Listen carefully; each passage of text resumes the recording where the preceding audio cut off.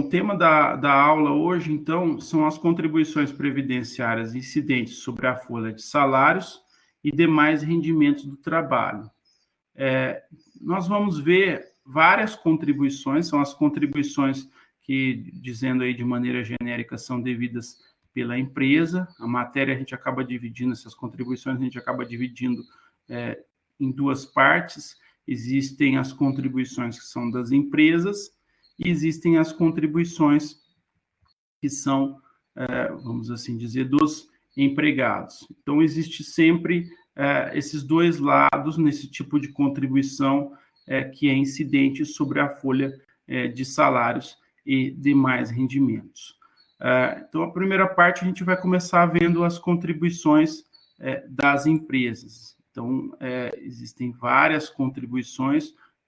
O legislador ele acabou, então, optando por diferenciar essas contribuições, haja vista que as atividades econômicas, elas são distintas, então, como as atividades econômicas são distintas, foram criadas várias contribuições diferentes para cada atividade. A primeira delas é a contribuição das empresas. Contribuição das empresas. Ela está prevista no artigo 22, inciso 1 da Lei 8.212, que é a legislação de custeio. E fala, a contribuição a cargo da empresa destinada à Seguridade Social é de 20% sobre o total das remunerações pagas, devidas ou creditadas a qualquer título durante o mês, aos segurados, empregados e trabalhadores avulsos que lhe prestem serviços destinadas a retribuir o trabalho, qualquer que seja a sua forma, inclusive as gorjetas, os ganhos habituais sob a forma de utilidade e os adiantamentos decorrentes de reajuste salarial, quer pelos serviços efetivamente prestados, quer pelo tempo à disposição do empregador ou tomador de serviço, nos termos da lei ou do contrato, ou ainda de convenção ou acordo coletivo de trabalho ou sentença normativa. Bom, o texto da legislação ele é bem maçante.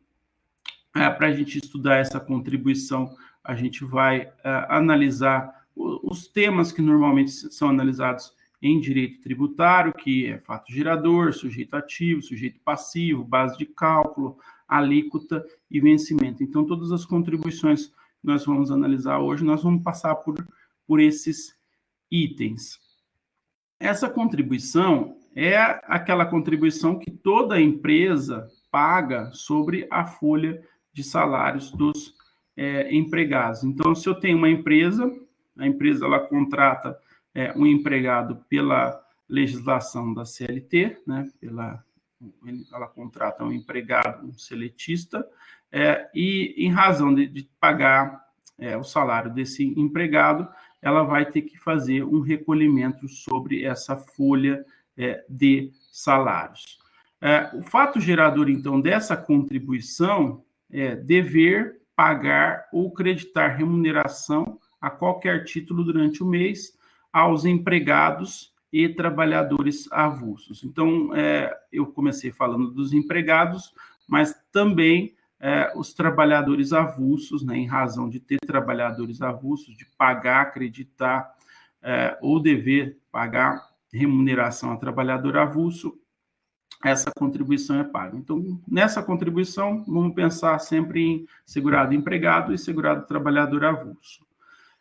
O sujeito ativo dessa contribuição, como nós já vimos aí em outra aula, o sujeito ativo da contribuição é a União. E o sujeito passivo seria o empregador, a empresa ou a entidade equiparada que deve, paga ou acredita remuneração a qualquer título aos segurados empregados e aos trabalhadores avulsos que prestem serviço.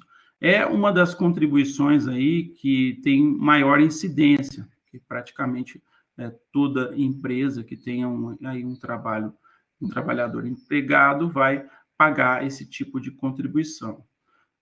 Então, a base de cálculo dessa contribuição, ela seria o total das remunerações pagas, devidas ou creditadas a qualquer título durante o mês aos segurados, né, volto aí a frisar, empregados e trabalhadores avulsos, destinada, né, a contribuir, a retribuir esse trabalho, qualquer que seja a sua forma, e aí existem, né, várias formas possíveis, incluindo aí as gorjetas, os ganhos habituais, sob forma de utilidade, os adiantamentos decorrentes de ajuste, quer de serviços efetivamente prestados, quer pelo tempo à disposição da empresa, ou tomador de serviço, nos termos da lei, ou do contrato, ou ainda de convenção ou acordo coletivo de trabalho ou sentença normativa. Então, vejam que a base de cálculo aí, ela procura ser bastante ampla, para que a contribuição incida sobre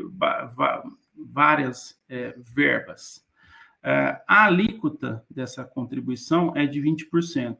Então, vamos imaginar o seguinte, existe um empregado numa empresa, e esse empregado, ele ganha um determinado salário, né, vamos imaginar, talvez aí, R$ 5.000, e se esse empregado ganha R$ 5.000, a alíquota que a empresa vai pagar vai ser 20% sobre esse salário desse empregado, que seria de R$ 5.000, ou seja, a empresa vai pagar, por ter esse trabalhador assalariado, R$ 1.000 de contribuição, aí a contribuição da empresa sobre a folha de salário. Vejam que é um belo do encargo para a empresa, né, 20% que ela paga de contribuição sobre a folha de salário. E a gente não pode confundir, logicamente, esses 20% que a empresa paga com a contribuição do próprio empregado. Então, o próprio empregado ele vai ter um desconto em folha, e esses 20% que a empresa paga, que a gente está vendo aqui agora, eles não são o valor que o empregado paga, que é descontado do holerite dele. Esse aqui é outro valor. Então, se a gente for analisar um trabalhador assalariado, a gente vai ter essa contribuição paga pela empresa de 20% e mais a contribuição que ele próprio paga. Então, é um belo do encargo, né? Supera tranquilamente aí uns 30%, lógico, a depender do tipo de empregado. O vencimento, quando essa contribuição vence, né? O pagamento deve ser feito até o dia 20 do mês seguinte ao da competência. Então, a gente fala, né, a legislação ela é bem específica, ela fala dia 20 do mês seguinte ao da competência. E vai ser antecipado, se o vencimento ocorrer num dia que não há expediente bancário. Então, se não há expediente bancário, a empresa tem que ficar muito atenta a isso, né? Normalmente, quando não há expediente bancário, a gente paga uma conta na data seguinte, e aqui não, aqui antecipa-se, então paga-se antes. E vejam que o que importa, conforme a legislação, não é a data em que a remuneração foi paga. Por quê? Porque é possível que a remuneração possa ser paga de forma atrasada ao empregado. O que interessa aí, em realidade, é o período em que o trabalho foi exercido. Então, o período em que o trabalho foi exercido, foi executado, e aí a gente vai ter o pagamento que deve ser feito até o dia 20 do mês seguinte, né, a essa competência. Então, essa é a primeira contribuição que a gente tinha que analisar. A segunda contribuição é a contribuição das empresas sobre a remuneração de contribuintes individuais. Contribuição das empresas sobre a remuneração de contribuintes individuais. Então, vejam que na primeira contribuição, a gente analisou os empregados e os trabalhadores avulsos. Aqui não. Aqui a contribuição está relacionada com essa categoria que é chamada de contribuinte individual. Ela está prevista no artigo 22, inciso 3 da Lei 8.212. Vamos ver o que fala. Diz o seguinte: a contribuição a cargo da empresa destinada à Seguridade Social é de 20% sobre o total das remunerações pagas ou creditadas a qualquer título no decorrer do mês aos segurados contribuintes individuais que lhe prestem serviços. O contribuinte individual aí, normalmente, vamos dizer aí, é o autônomo. Então, se a gente for pensar em um autônomo, a gente vai ter uma visualização melhor dessa contribuição.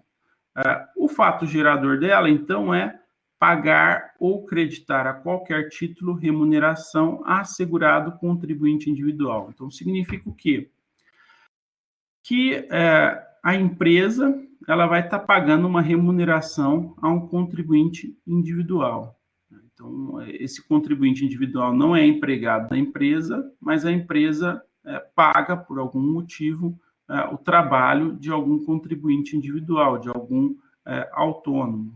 A gente pode imaginar aí, de repente, uma empresa que tem que contratar alguém, algum empregado, aí existe a necessidade de fazer um exame médico admissional, e para fazer esse tipo de exame médico admissional é pago um médico autônomo. Esse médico autônomo ele é pago como contribuinte individual. Então, vejam que a forma aí de contratação foi diferente, e em razão da forma de contratação ser diferente, a legislação previu, consequentemente, uma contribuição diferente. Sujeito ativo de todas as nossas contribuições, a gente vai repetir aí várias vezes, mas é bom que fixa. Sujeito ativo é a União, o INSS não é o sujeito ativo das contribuições, não é mais. Né? No passado nós vimos que havia contribuições que o INSS era o sujeito ativo. Atualmente, em decorrência da mudança da legislação, é sempre a União, o sujeito ativo. Sujeito passivo, quem deve pagar a contribuição é o empregador, a empresa ou a entidade equiparada que paga ou credita remuneração a qualquer título assegurado contribuinte individual que acaba lhe prestando algum serviço. Base de cálculo. A base de cálculo é o total das remunerações pagas ou creditadas a qualquer título durante o mês, assegurados contribuintes individuais. A alíquota é a mesma alíquota da contribuição anterior. Então, se a gente analisar a contribuição do artigo 22, inciso 1, na realidade, ela é muito parecida com a contribuição do artigo 22, inciso 3. A gente pode até dizer que a diferença mesmo de uma contribuição para outra, ela está relacionada com o tipo de trabalho. Na contribuição do inciso 1, o trabalho é o empregado e o trabalhador avulso, enquanto no inciso 3, quase praticamente tudo igual. A diferença aí é que a gente está falando de remuneração que é paga a contribuinte individual. Então, a alíquota aí é 20%, como a alíquota da contribuição anterior. Vencimento, mesma coisa também. Dia 20 do mês seguinte ao da competência, antecipando-se para o dia útil imediatamente anterior, quando não houver expediente bancário nesse dia. Normalmente, as contribuições que a gente vai ver aqui hoje, elas têm vencimento nesse dia 20, mas algumas fogem dessa regra. Então, vimos essa contribuição, vamos passar para a seguinte. A seguinte é uma contribuição adicional. Então, já não basta você pagar contribuição, existe ainda contribuição adicional. Então, você tem a contribuição normal, mas você ainda vai pagar um adicional em cima dessa contribuição. É até por isso que a gente começa, analisando o sistema tributário brasileiro, a gente começa a perceber a confusão que é, né, uma contribuição, depois você tem um adicional, a gente vai ver que tem vários adicionais.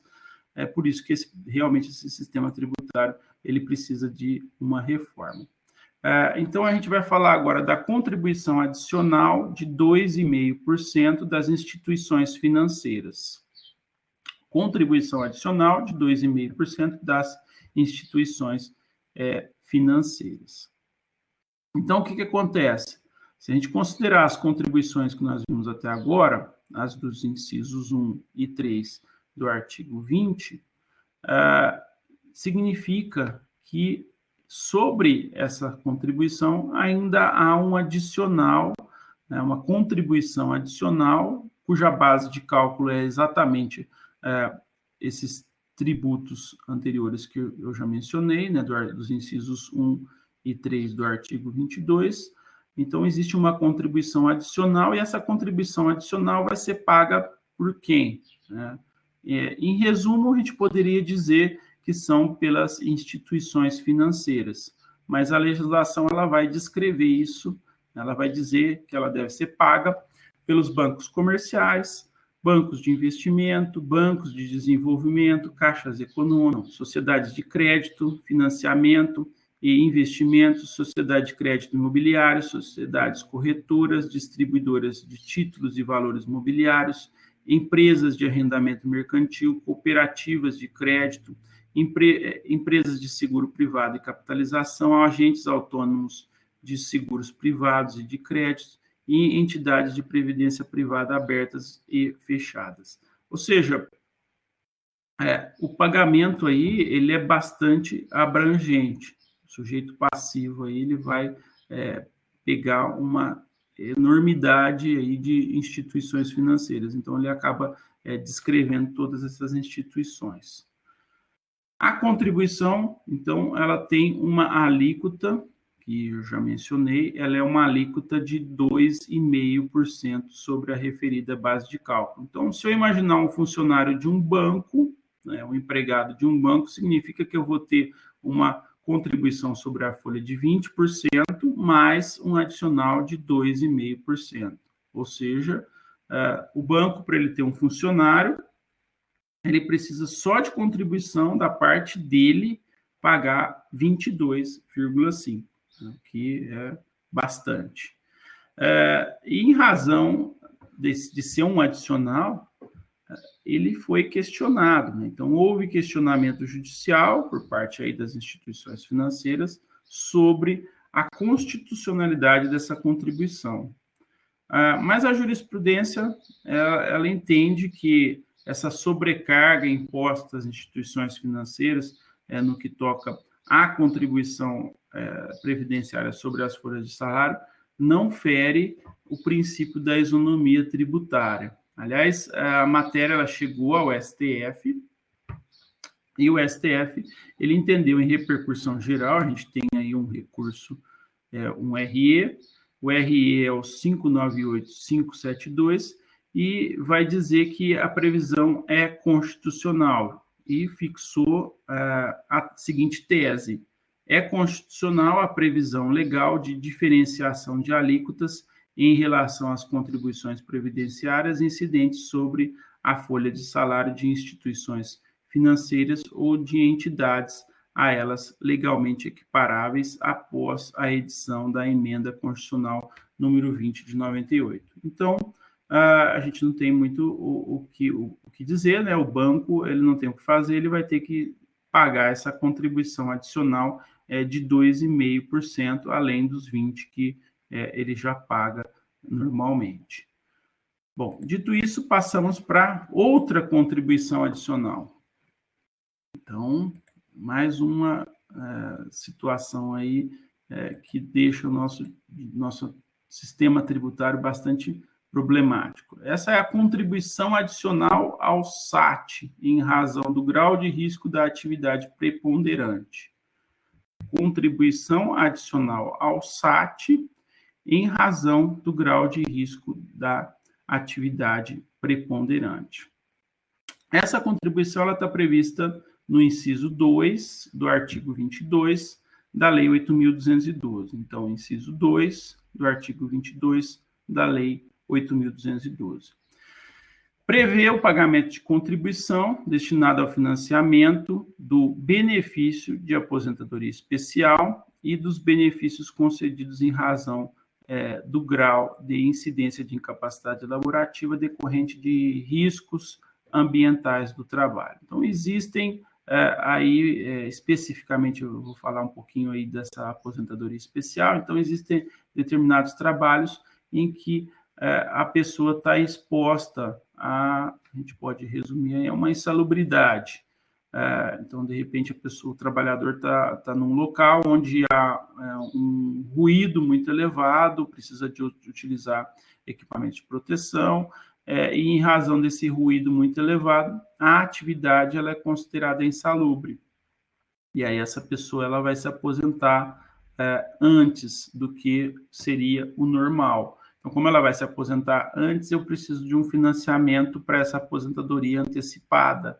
E é por isso que existe essa contribuição adicional, né? A contribuição adicional ela tem a finalidade, vocês se recordam aí da regra da contrapartida, então ela tem a finalidade de cobrir os gastos com essa aposentadoria antecipada, em razão aí, né, dessa aposentadoria especial, como eu falei, né, ou então em razão de incapacidade laborativa.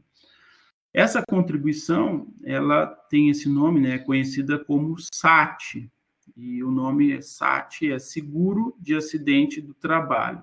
Mas, apesar de ter esse nome SAT, Seguro de Acidente do Trabalho, ela não tem destinação exclusiva do custeio de benefícios decorrentes de acidente de trabalho. Como eu disse aí, ela também vai financiar a aposentadoria especial.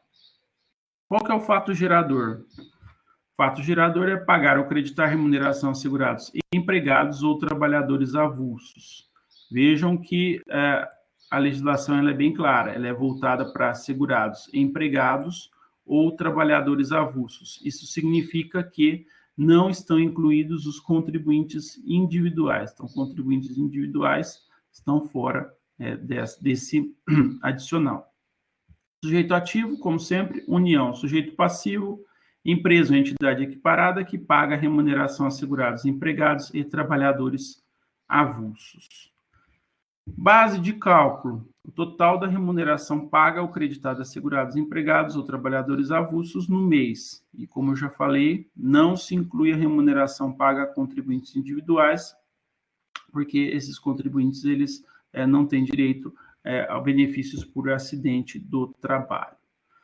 A alíquota, então essa daqui já tem uma alíquota diferente do que a gente viu até agora. Ela é uma alíquota que é variável, varia de acordo, né, com o grau de risco de acidente do trabalho da atividade preponderante do sujeito passivo. Então, eu tenho uma empresa e essa empresa ela pode ter um grau de risco diferenciado. E em razão desse grau de risco diferenciado, a alíquota ela vai variar.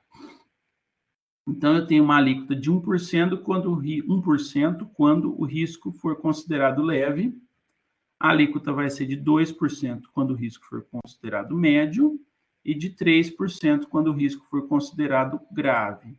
Então, vamos imaginar ali, eu tenho a remuneração do empregado que trabalha numa empresa que, por exemplo, ela tem um grau de risco grave. Então, isso significa que a empresa vai pagar 20%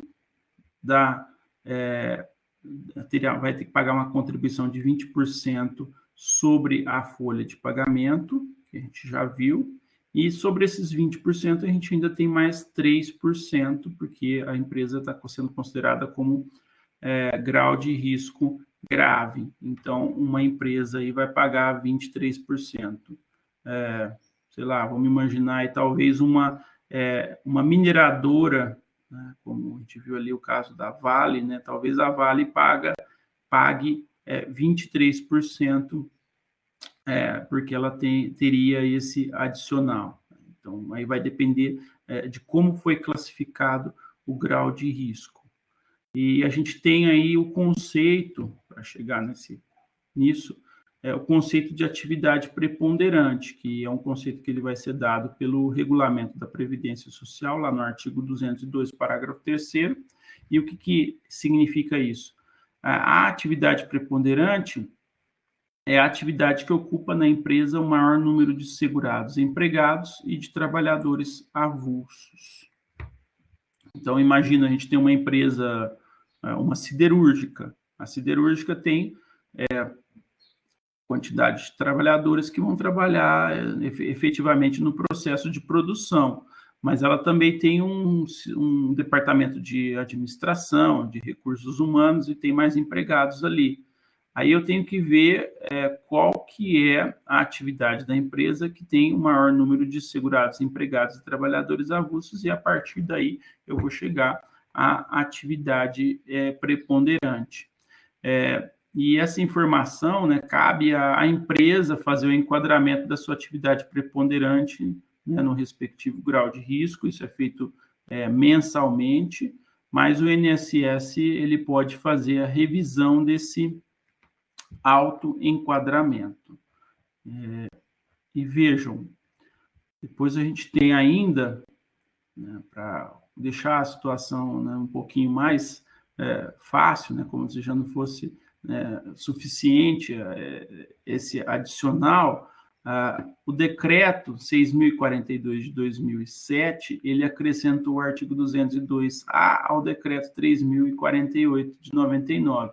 E aí ele instituiu um negócio que é chamado FAP, Fator Acidentário Prevenção. Então, o que é o FAP? O FAP ele é um multiplicador variável destinado a aferir o desempenho da empresa em relação às demais do mesmo segmento de atividade econômica, né, considerando aí a ocorrência de acidentes do trabalho. Então, o que seria? Seria a seguinte situação: eu vou verificar se uma siderúrgica, por exemplo, ela tem um sistema adequado de proteção de acidente do trabalho. Se ela tem um sistema adequado de proteção de acidente do trabalho, significa que o FAP dela vai ser favorável. Então, ela vai ter, eventualmente, uma redução no pagamento da contribuição de até 50%. Agora, se a empresa for uma empresa descuidada, ela vai ter um aumento, né? Um aumento em até 100% das alíquotas da contribuição.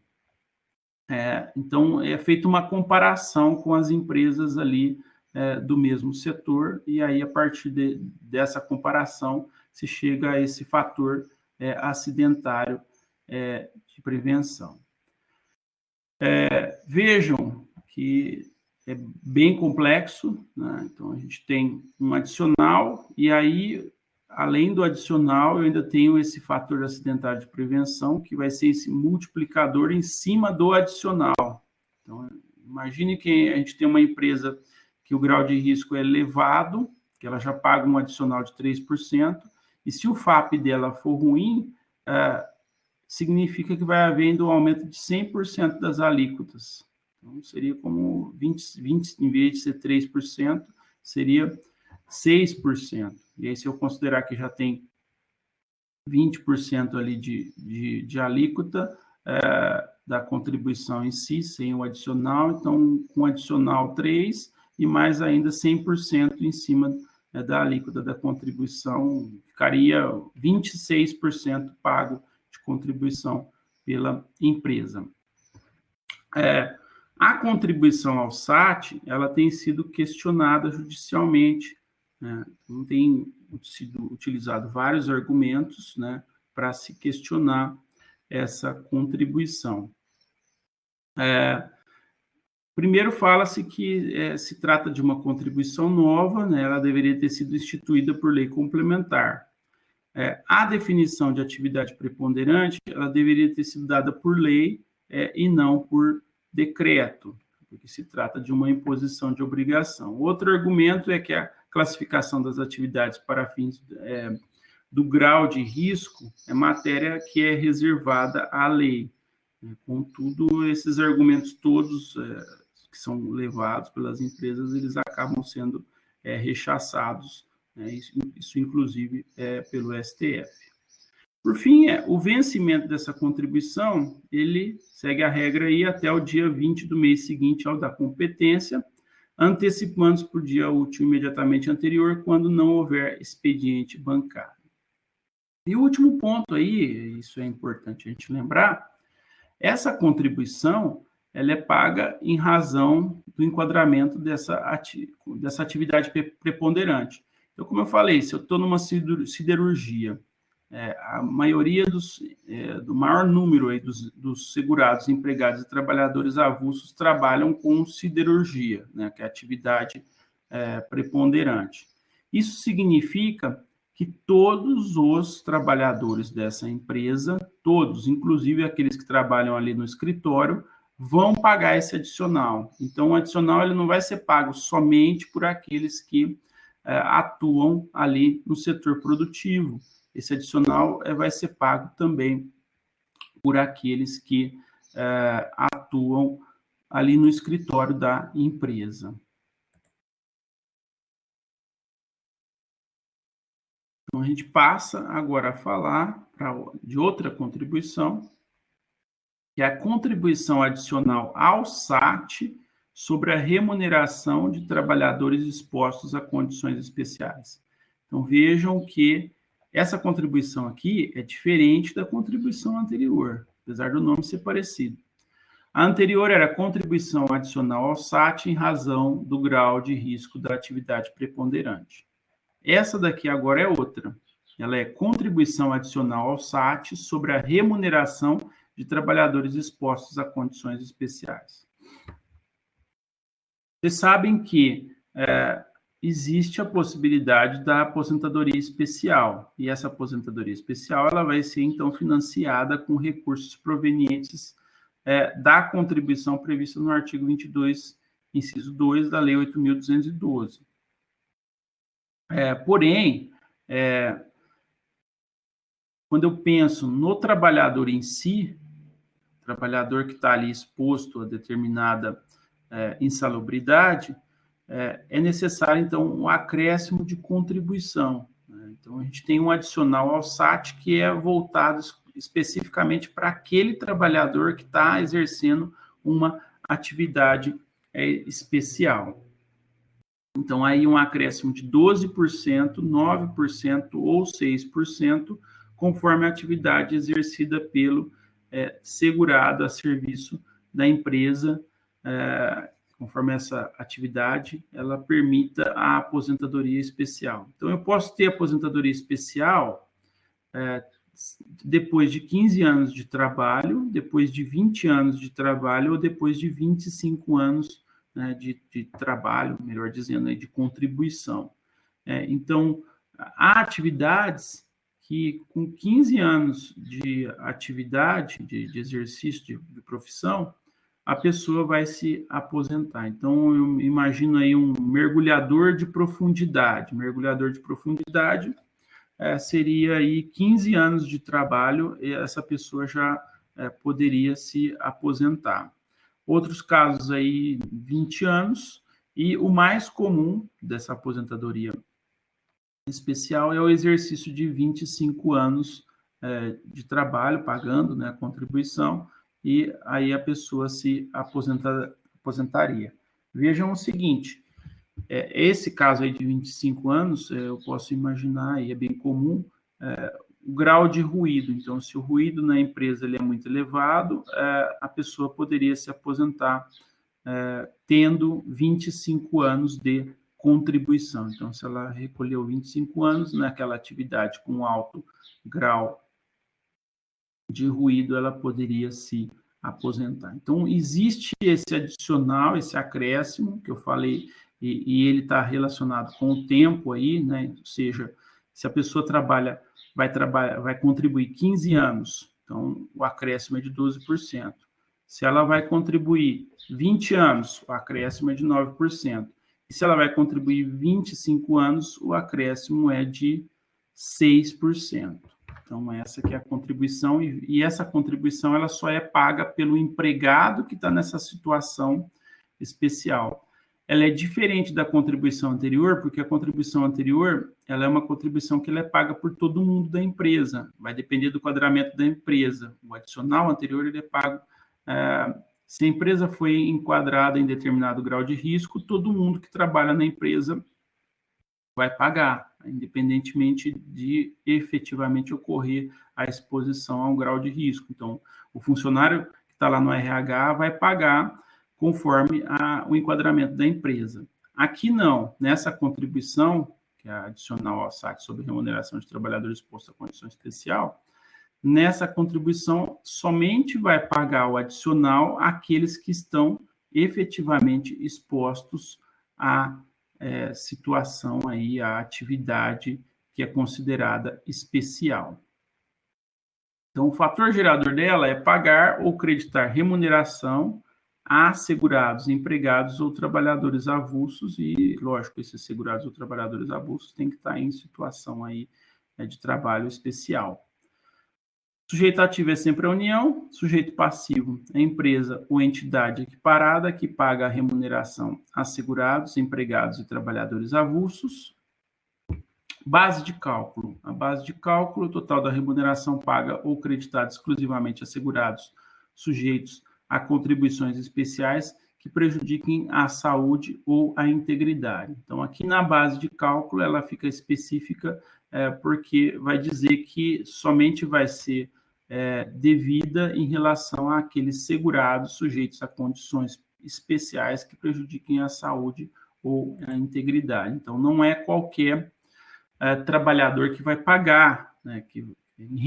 Não é o fato de ter qualquer tipo de trabalhador que vai gerar o pagamento dessa contribuição. Não, é necessário que a empresa tenha um trabalhador que efetivamente esteja exposto a condições especiais.